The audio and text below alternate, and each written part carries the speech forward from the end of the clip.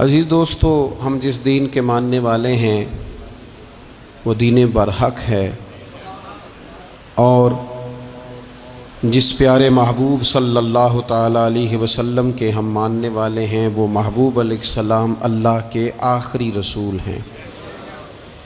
نبی اکرم صلی اللہ تعالیٰ علیہ وسلم کامل، اکمل اور مکمل دین لے کر تشریف لائے۔ اب یہ دین اسلام ایسا مضبوط، ایسا مستحکم دستور حیات ہے کہ قیامت تک اسی دین کا سکہ چلے گا۔ وقتی طور پر جو حالات امت پر اس وقت گزر رہے ہیں اس میں امت محکوم نظر آتی ہے، کمزور نظر آتی ہے، اور ہم دیکھتے ہیں کہ غیروں کا رعب بھی ہمارے حکمرانوں کے چہروں اور ان کے لہجوں پر نظر آتا ہے۔ جو قومیں کسی کا رعب اختیار کرتی ہیں، کسی شخص کو اس طرح کا بڑا جانتی ہیں کہ احساس کمتری کا شکار ہو جاتی ہیں، وہ اپنی آنے والی نسلوں کو کبھی مضبوط نہیں کر پاتی۔ ہمارے مزاجوں میں اور ہمارے روزمرہ کے معاملات میں کچھ چیزیں اس طرح کی رکھ دی گئی ہیں کہ لوگ احساس کے نیچے دبتے چلے جا رہے ہیں۔ برادریزم ایک بہت بڑا ایشو رہا ہمارے ہاں۔ میں بڑی درد کے ساتھ یہ بات عرض کیا کرتا ہوں کہ زیادہ گناہ اور زیادہ جرم اس بندے کا نہیں جو اپنی برادری کو بڑا سمجھتا ہے، بلکہ زیادہ مجرم وہ ہے جو اپنی برادری کو چھوٹا سمجھتا ہے۔ اس نے کیوں اپنے اندر احساس کمزوری پیدا کیا؟ اس کو کیوں ضرورت پیش آئی یہ کہنے کی کہ میں کسی کمزور قبیلے سے تعلق رکھتا ہوں؟ اسے کھل کے کہنا چاہیے تھا کہ میں بھی جناب آدم کا بیٹا ہوں۔ اسے کھل کے کہنا چاہیے تھا کہ میں بھی رسول رحمت کا غلام ہوں، میں بھی اللہ کا بندہ ہوں۔ کھل کر بات کرنی چاہیے۔ احساس کے نیچے دب جانا، پریشان۔ پھر اسی طرح کا معاملہ امیری غریبی کا ہے۔ غربا کیوں یہ سمجھ بیٹھتے ہیں کہ جس کے پاس پیسے زیادہ ہیں شاید فضل بھی زیادہ اسی کے پاس ہے؟ کیوں اس احساس سے باہر نہیں آتے؟ اگر دولت بہت اعلیٰ ہوتی نا اور بڑی ہی قیمتی ہوتی تو سب سے زیادہ سیدہ فاطمہ زہرا کے گھر میں ہوتی، سب سے زیادہ تجوریاں سیدہ عائشہ صدیقہ کے پاس ہوتی، لیکن یہ زیادہ قیمتی نہیں تھی، اس لیے دروازہ رسول پہ بھی نہیں تھی۔ تو اسی طرح کا معاملہ کچھ لوگوں کا ہے۔ میں نے اپنی زندگی میں یہ دیکھا ہے کہ مذہبی ماحول سے وابستہ لوگ کئی دفعہ بڑے پریشان ہو جاتے ہیں کہ میں تو مولوی صاحب ہوں، اور محلے کا مولوی بنا کے جب کسی کو رکھا جاتا ہے تو بیچارہ ویسے بھی پریشان ہو جاتا ہے۔ اس کی ذمہ داری ہوتی ہے کہ تو نے وقت پہ جنازہ پڑھانا ہے، ٹائم پہ کول پہ آ جانا، 10ویں پہ وقت پہ پہنچنا، غیر حاضر نہ ہونا۔ کچھ جگہوں پہ یہ بھی رواج ہے کہ جناب آپ کو 7 دن اور 10 دن مسلسل بیٹھنا ہے اور پڑھائی کرنی ہے۔ وہ آہستہ آہستہ آہستہ آہستہ بچے احساس کا شکار، یعنی قرآن شریف پڑھنے والے بچے اور کتاب و سنت کی تعلیم حاصل کرنے والے بچے، لیکن انہیں یہ کہا جاتا ہے کہ چلو فلانی جگہ قرآن پاک پڑھنے چلتے، قرآن پڑھنے جا رہے ہیں۔ قرآن انقلاب کی کتاب ہے، قرآن بندے کو عروج دیتا ہے، لیکن ان بچوں کی ذہنی ساخت یہ بنائی جا رہی ہے کہ چلو قرآن پاک پڑھنے چلتے ہیں، وہاں بریانی ملے گی کھانے کو، گوشت ملے گا کھانے کو۔ شکایت ہے مجھے یا رب خدا بندان مکتب سے، سبق شاہی ہے بچوں کو دے رہے ہیں خاک بازی کا۔ اتنی چھوٹی جب آپ کسی کی سوچ بنا دیتے ہیں تو پھر وہ آپ کہیں کہ وہ انقلاب برپا کرے، وہ کوئی بڑا کارنامہ سر انجام دے، یہ ہوتا نہیں، ممکن نہیں ہوتا۔ جب آپ آہستہ آہستہ کر کے احساس کمزوری کے نیچے دبتے چلے جاتے ہیں، دبتے، حالات خراب ہو جاتے ہیں۔ ہمارے بزرگ ہمیں کہا کرتے تھے کہ مولوی ہونا کوئی تانا ہے، اور ہم نے حالات بدلتے دیکھے۔ ایک ٹائم ایسا تھا کہ مولوی ہونا لوگ تانا سمجھتے تھے، ہمیں بھی کہا مولوی صاحب ادھر آئیں۔ آپ کو دیانتداری سے کہتا ہوں ہم نے وہ دور بھی انجوائے کر کے گزارا ہے ਜੇ ਕਿਸੇ ਇੱਕ ਵਾਰੀ ਮੌਲਵੀ ਆਖਿਆ ਤਾਂ ਉਹਨੂੰ ਆਖੇ ਯਾਰ ਇਹ ਕੋਈ ਪਰੇਸ਼ਾਨੀ ਵਾਲੀ ਗੱਲ ਹੈ, ਸ਼ੁਕਰ ਹੈ ਅਸੀਂ ਮੌਲਵੀ ਹਾਂ, یہ کوئی پریشانی ہے, آپ کیوں پریشان ہو گئے؟ مولوی کسی تانے مینے کا نام ہے. اور پھر وہ جو کل تک کہہ رہا تھا نا کہ او ہو تسی تو مولوی بن گئے ہو, پھر ہم نے وہ دور بھی دیکھا, اس نے کہا یار 2 منٹ کھڑا ہو تیرے ساتھ تصویر بنانی ہے, وہ دور بھی دیکھا, یہ دور بھی دیکھا. تھوڑا سا نا اپنی زندگی کے اندر خودداری, عزت نفس, وقار, اسلام عروج دیتا ہے بندے کو. مسلمان تیزی سے دبتے چلے جاتے ہیں. ملک شام کا بندہ آ گیا حضرت عمر کو ملنے, اس نے آتے ہی پوچھا تمہارے بادشاہ کا محل کہاں؟ انہوں نے کہا جی ہمارے بادشاہ کا محل نہیں ہوتا. ہمارے ہاں لوگوں نے سمجھ لیا نا کہ روب شاید کپڑوں کا ہوتا ہے, روب شاید گاڑیوں کا ہوتا ہے, بنگلوں کا ہوتا ہے, بہت بڑی کوٹھی کا روب ہوتا ہے. اور نہیں بھائی, روب تو بندے کے کردار کا ہوتا ہے, اس کے افکار کا روب ہوتا ہے, روب اس کے اونچے خیالات کا ہوتا ہے. کہاں ہے آپ کے بادشاہ کا محل؟ تو نے کہا محل شہل تو کوئی نہیں, مسجد میں ہوں گے امیر المومنین. بندہ کہتا ہے میں سوچ میں پڑ گیا کہ جس کے نام سے میرا بادشاہ کانپتا ہے وہ مسجد میں ہوگا. گن مین ہی کوئی نہیں, ہٹو بچو ہی کوئی نہیں, ادھر ادھر ہی کوئی نہیں, پہرے دار ہی کوئی نہیں. مسجد میں جا کے پوچھا جناب عمر, کہنے لگے ادھر ہی تھے. کدھر ہیں بھئی حضرت؟ وہ کدھر ہیں بھئی؟ ادھر ہی تھے. کہنے لگا, میں حیران ہو گیا کہ یہ بادشاہ کی بات ہو رہی ہے. ایک صاحب کہنے لگے وہ کھجوروں کے باغ کی طرف جا رہے تھے. کہتے ہیں میں کھجوروں کے باغ میں گیا تو ایک بندے سے پوچھا امیر المومنین, کہنے لگا وہ سامنے کی طرف جا رہے تھے. ادھر گیا, ایک بندے سے پوچھا کہاں ہے وہ شخص اس کی 24 لاکھ مربع میل پہ حکومت ہے؟ کہاں ہے وہ شخص جو مدینے میں بیٹھ کے نعرہ لگاتا ہے تو کیسر و کسرا کانپ جاتے ہیں؟ وہ بندہ کدھر ہے کہ جس کی بات جگہ جگہ ہوتی ہے, جس کا تذکرہ سنا ہے کہ اسے دیکھ کے شیطان بھی رستے بدل جاتا ہے؟ انہوں نے کہا وہ دیکھ رہے ہو کھجور کے درخت کے نیچے کنویں کے ساتھ مٹی کا ڈھیلا تکیے کی جگہ رکھ کے وہ جو تامت باندھے کرتا پہنے سویا ہے وہی تو فاروق اعظم ہے. وہ شخص کہتا ہے عمر سوئے تھے. شیر سویا بھی ہو تو اس کا روب ہوتا ہے. شیر جو ہوتا ہے, شیر کبھی سو بھی جائے نا تو لوگ پھر بھی خوف کھاتے ہیں, اور اس کے جاگنے کا خوف کھاتے ہیں کہ یہ کہیں جاگ نہ جائے. شیر جو ہوا, کہتے ہیں حضرت عمر سوئے تھے پر میں قریب گیا تو میرے وجود پہ روب طاری ہو گیا, روب, اور میری زبان سے بے ساختہ یہ جملے نکلے کہ عمر تو انصاف کر کے سویا ہے نا, تو مٹی کے ڈھیلے پہ بھی تجھے سکون کی نیند ہے.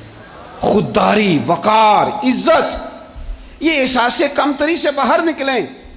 ہم نے اپنے بچوں کو مسل ڈالا ہے, وہ تسی ماڑے دے بچے ہو, تسی تو نہیں نہ آگے جا سکتے, وہ اسی غریب لوگ ہیں بیٹے تو فلانے کے ساتھ نہ جایا.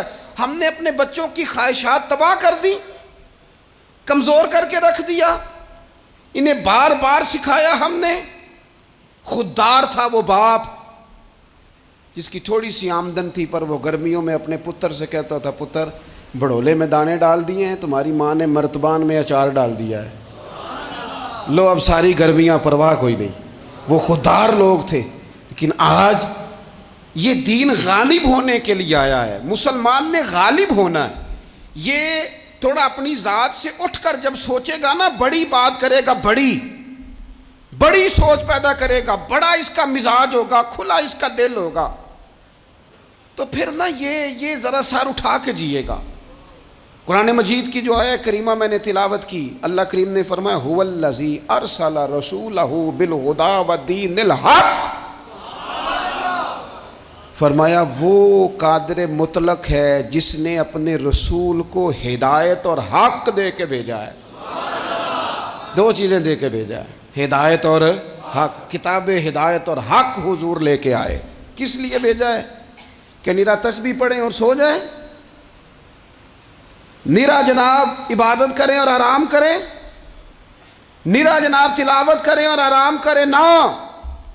هو الذی ارسل رسولہ بالہدی ودین الحق, وہ رب ہے جس نے اپنے نبی کو, اپنے رسول کو ہدایت اور حق دے کے بھیجا ہے. کیوں کہ لیظہرہ علی الدین کلہ، تاکہ اس دین کو تمام دینوں پر غالب کر دے، اس کو غالب کرے، ہر دین پر یہ دین چھا جائے۔ وَلَوْ كَرِهَ الْمُشْرِكُونَ، اگرچہ مشرکوں کو یہ بات بری ہی لگے، ناپسند آئے، کسی کو نہیں آتی، لِيُظْهِرَهُ عَلَى الدِّينِ كُلِّهِ، یہ دین غالب ہونے کے لیے آیا۔ غالب، تو نماز بھی پڑھ، عبادت بھی کر، لیکن یہ بھی خیال رکھ کہ دنیا میں نماز والے نبی کا نظام بھی قائم کرنا ہے۔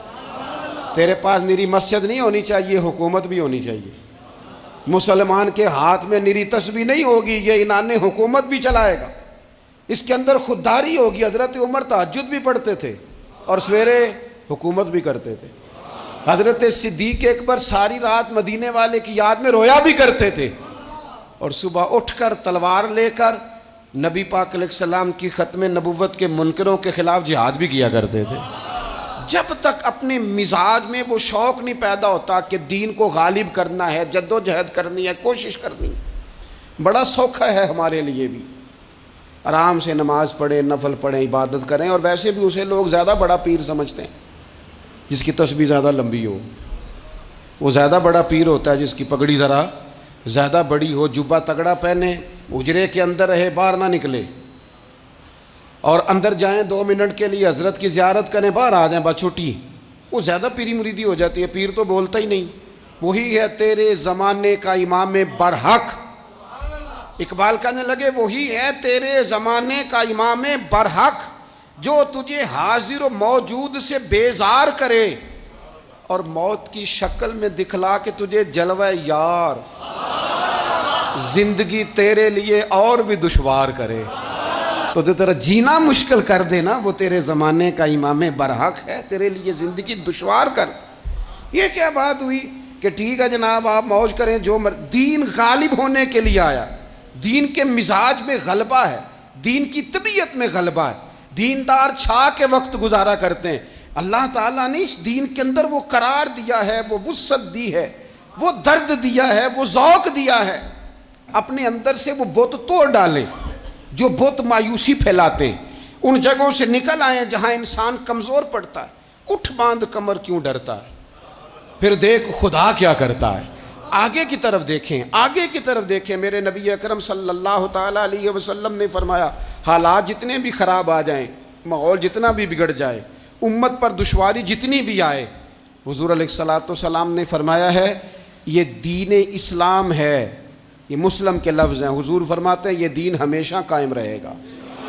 اور فرمایا ایک جماعت ہوگی پوری میری امت کی جو دین اسلام کے دفاع میں کام کرتی رہے گی، جد و جہد کرتی رہے گی، کوشش کرتی رہے گی، ہمت کرتی رہے گی۔ میرے عزیز حضور نے فرمایا ہمیشہ یہ دین قائم رہے گا، اور ایک جماعت ہمیشہ اس دین کے لیے کام کرتی رہے گی۔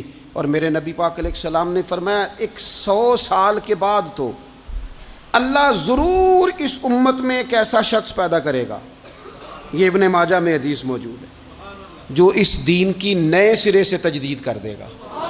وہ لوگ آتے رہے، جب حالات بڑے بگڑے تو حضرت عمر بن عبدالعزیز آ گئے، حالات کا رخ بدل کے رکھ دیا۔ پھر معاملات بڑے بگڑے تو امام شافعی جیسے لوگ آ گئے، غوث اعظم جیلانی جیسے لوگ آ گئے۔ حالات بڑے بگڑے تو شیخ عبدالحق محدث دہلوی جیسے لوگ آ گئے۔ ہندوستان میں جب ماحول بڑا کٹھن ہوا تو اعلیٰ حضرت فاضل بریلوی جیسے لوگ آ گئے۔ ہر صدی کے سرے پر اللہ تعالیٰ ایک مجدد بھیجے گا، حضور کا وہ غلام دین کو نئے سرے سے تازہ کرے۔ دین کے چمن میں ہمیشہ بہار رہے گی، ہمیشہ نورانیت رہے گی، ہمیشہ نور اعلیٰ نور رہے گا۔ یہ کام صرف کرنے کا کام کیا ہے، یہ دین تو پھلے گا پھولے گا۔ جو آگے بڑھ کے خدمت میں حصہ ڈال لے گا نا، وہ اپنا نفع کرے گا۔ یہ قرآن پاک ہے، یا ایھا الذین آمنوا ان تنصروا اللہ ینصرکم ویثبت اقدامکم۔ اللہ فرماتے ہیں اے لوگو اگر تم اللہ کے دین کی مدد کرو گے نا تو اللہ تمہاری مدد کرے گا، ویثبت اقدامکم، اور تمہارے قدم جما دے گا، تمہیں استقامت دے، تم آگے۔ اور دین کی مدد صرف پیسوں سے نہیں ہوتی۔ کوئی شخص سمجھے کہ فقط مال سے مدد ہوتی ہے، جب آپ وقت پر آ کر مسجد میں جمعے کی نماز ادا کرتے ہیں تو یہ بھی آپ دین کی خدمت ہی کرتے ہیں۔ جب آپ دینی اجتماعات کی رونق بڑھاتے ہیں تو یہ بھی آپ دین کی خدمت ہی کرتے ہیں۔ جب آپ کسی دین کے طالب علم کا حوصلہ بڑھا دیتے ہیں نا، بیٹے بڑی بات ہے قرآن پڑھتے رہنا، یہ بھی آپ خدمت ہی کرتے ہیں۔ جب آپ دین کے بارے میں کسی جگہ بیٹھ کے اچھی بات کر دیتے ہیں، یار اللہ کا فضل ہے ہمارے دین میں یہ خیر اللہ نے رکھی، یہ بھی آپ دین کی مدد ہی کرتے ہیں۔ آپ کسی بھی جگہ کسی بھی حوالے سے دین کے لیے کوئی بھی پیغام دیتے ہیں، کوئی بھی بات کرتے ہیں، تو آپ دین کی یہ ساری خدمات دینیاں ہیں، یہ سارا درد ہے، یہ سارا ذوق ہے۔ ہم اپنا اپنا حصہ جس طرح بھی ملا سکیں دین کی حمایت میں، دین کی مدد میں۔ جہاں کوئی ایسی بات ہو رہی ہو وہاں ہم دفاع کے لیے کھڑے ہو جائیں۔ ہر شخص اپنے اپنے مقام پر دینی ابلاغ میں، دین کی تبلیغ میں اپنا کردار ادا کرے۔ ایک جملہ کوئی بول دے نا رسول پاک کے دین کی مدد میں، ایک جملہ، یعنی کسی کو صرف اتنا کہہ دینا کہ یار تو اپنے بیٹے کو، تیرے 5 بیٹے ہیں، ایک کو قرآن مجید کا عالم ہی بنا دے، تو کہہ کے چلا گیا اور تو تیری وجہ تجھے خبر بھی نہیں کہ شاید اس نے تیری وجہ سے اسے داخل کرایا ہے، لیکن وہ اگر آ گیا پڑھ گیا تو دیکھ تجھے اجر اللہ کتنا عطا فرمائے۔ آدھا جملہ بول کے دین کے معاملے میں معاون بنے، کوئی خیر کا لفظ بول کے معاون بنے۔ ہم نہ ہمت نہیں کرتے، ہم کہتے ہیں وہ فلانا کرے گا، بڑا آدمی کرے گا، مولانا کریں گے، پیر صاحب کریں گے، اپنا اپنا حصہ، اپنی اپنی خیر۔ حضرت عمر نے بھی بڑا کام کیا ہے دین کی خدمت میں، پر سیدنا بلال کی خدمت کا کوئی انکار کر سکتا ہے؟ ڈیوٹی حضرت صدیق اکبر کی بھی زیادہ ہے، پر جناب سلمان فارسی کی خدمت کا انکار کیا جا سکتا ہے؟ ہر ایک نے کام کیا، ہر نقطے کا اپنا عروج ہے، اپنی، اور یہ دین غالب ہوگا، غالب۔ یہ مت سمجھیں تھوڑے سے حالات کمزور آئے ہیں اور تھوڑا سا مسلمان محکوم ہوئے ہیں مالی طور، اپنی کوتاہیوں کی وجہ سے ہوئے، اپنی غلطیوں کی وجہ سے ہوئے، اپنے اعمال کے سبب ہوئے، تو ڈر ڈر کے نہ جئیں۔ نبی پاک صلی اللہ تعالی علیہ وسلم سفر پہ تشریف لے گئے، حضور علیہ السلام کی عادت کریمہ تھی جب سفر پہ جاتے تھے تو سب سے آخر میں ساری تیاری کر کے سامان سمیٹ کے سب سے آخر میں سیدہ فاطمہ الزہرا سے ملتے، پھر سفر شروع ہوتا، اور جب حضور واپس آتے تو سب سے پہلے سیدہ فاطمہ سے ملتے رضی اللہ تعالیٰ۔ حضور کافی دنوں کے بعد سفر سے واپس آئے، لمبا سفر تھا، سیدہ فاطمہ الزہرا رضی اللہ تعالیٰ عنہ سے ملنے گئے۔ نبی پاک صلی اللہ تعالیٰ علیہ وسلم کا چہرہ نور دیکھ کے تو سیدہ فاطمہ تڑپ کے روئیں، رو پڑی۔ حضور نے فرمایا فاطمہ کیا ہوا؟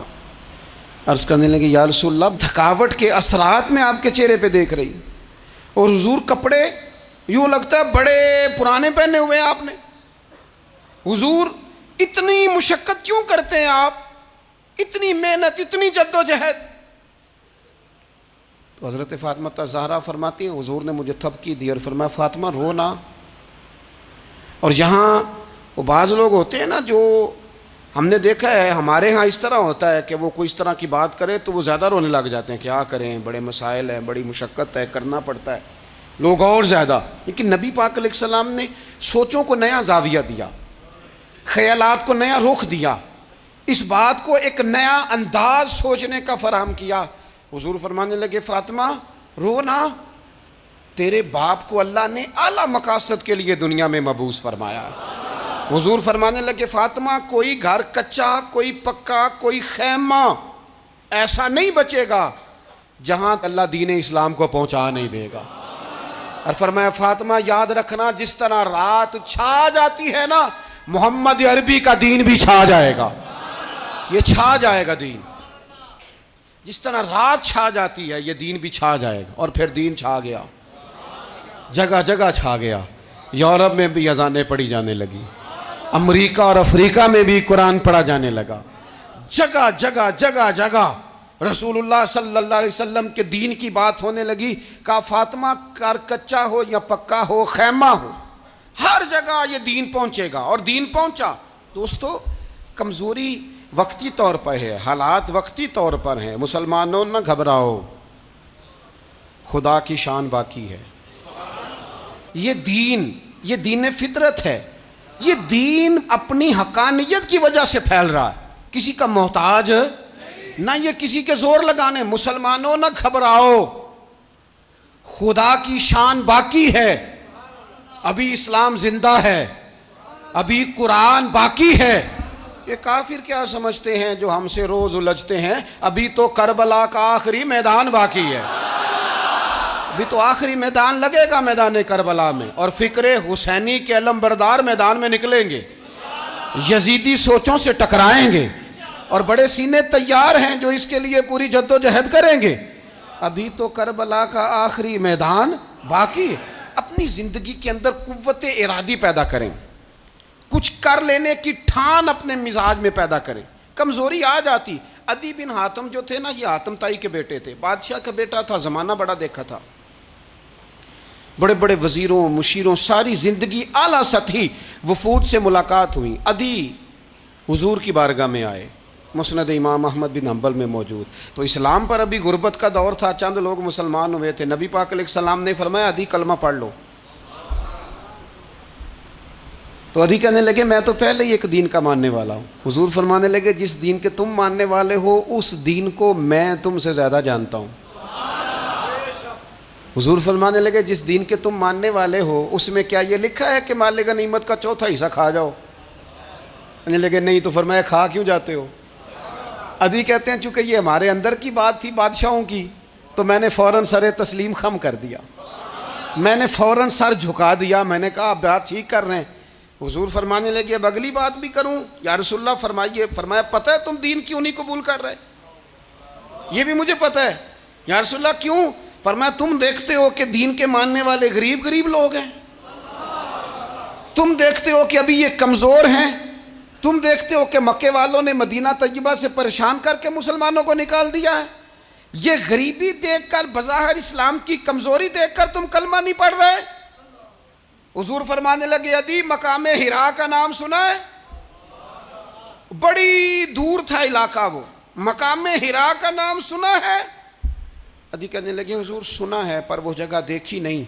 محبوب فرمانے لگے سن، میں وہ وقت لے کے آؤں گا، میرا دین اس طرح نافذ ہوگا کہ ایک عورت مقام حرا سے اونٹنی پہ اکیلی بیٹھے گی اور اکیلی آئے گی اور آ کے بیت اللہ کا طواف کرے گی، سوائے اسے اللہ کے کسی کا خوف نہیں ہوگا، رب کے علاوہ کسی سے نہیں ڈرے گی۔ یہ دور آئے گا، تو دیکھ رہا ہے کہ صرف مکے پہ حکومت نہیں دنیا پہ مسلمان چھا جائیں گے۔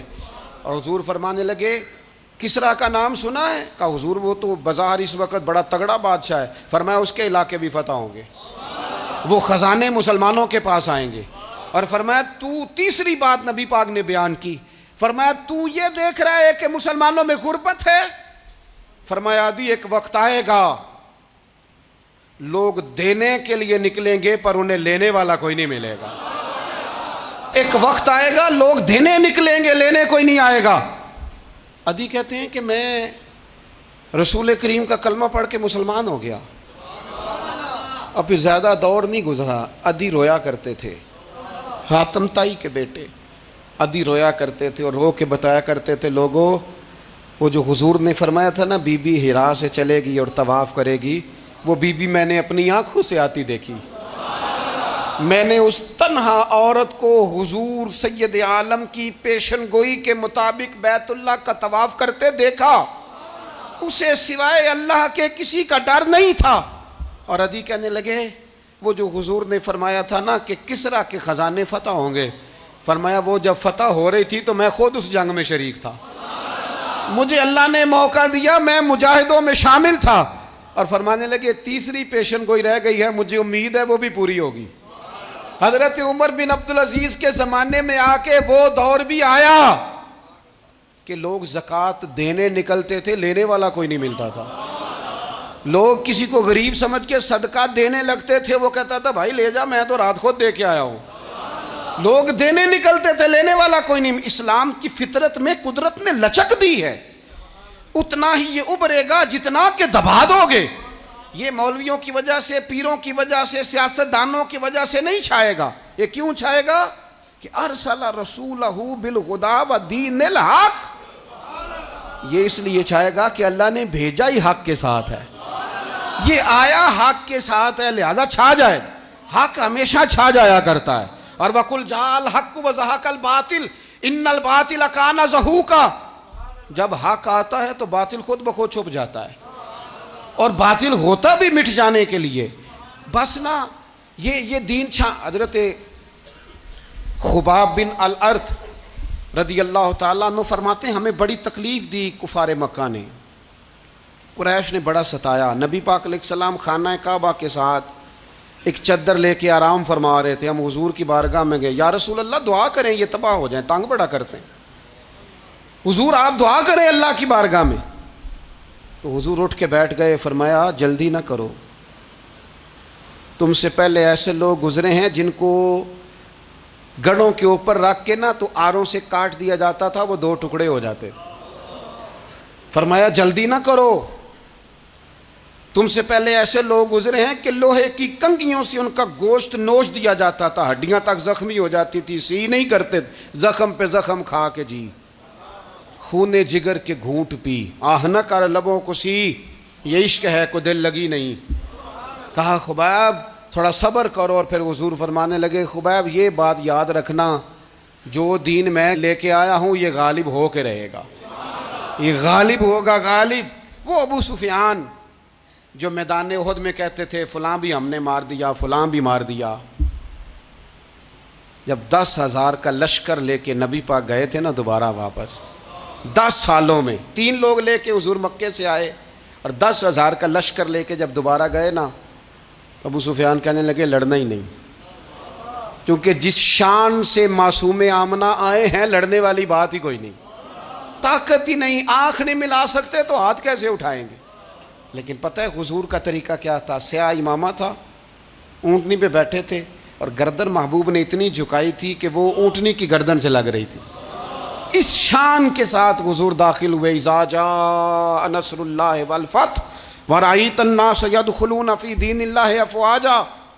اپنے اندر نہ تھوڑی سی، آپ 24 گھنٹے دنیا کمائیں، کوئی منع نہیں کرتا، مال کمائیں، جائیدادیں بنائیں، حلال کمائیں، جتنا مرضی کمائیں، لیکن نہ کچھ تھوڑا سا اپنے آپ کو دین کے لیے، صرف مالی طور پر نہیں۔ ہمارے ہاں ایک بہت بڑا مسئلہ یہ بن گیا ہے کہ صرف مالی طور پر ہم سمجھتے ہیں دین کی مدد کر دیں۔ اگر آپ اپنے پتر کو نمازی بنا چکے ہیں تو ایک کام آپ نے دین کی خدمت کا کر لیا۔ اگر آپ کی بیٹی پردے کی عادی ہو گئی ہے تو آپ نے دین کی خدمت میں ایک حصہ ڈال لیا ہے۔